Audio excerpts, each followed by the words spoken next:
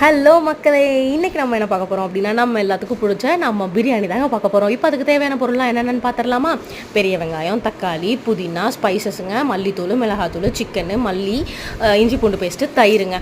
இப்போ வந்து அந்த ஸ்பைசஸ்லாம் முதல்ல அரைச்சிக்கலாம். அதுக்குள்ளே நான் சீரகம், மிளகு, சோம்பு எடுத்துக்கிறேங்க. இப்போ நம்ம குக்கரில் வந்து எண்ணெய் ஊற்றி பெரிய வெங்காயம் போட்டு பச்சை மிளகா போட்டு நல்லா வதங்கணும். இஞ்சி பூண்டு பேஸ்ட்டு போட்டுக்கலாம். அடுத்து வந்து புதினா போட்டுக்கலாங்க. அடுத்து தக்காளி போட்டுக்கிறேன். தக்காளி வதங்கிறதுக்காக கல்லுப்பு ஆட் பண்ணிக்கிறேங்க.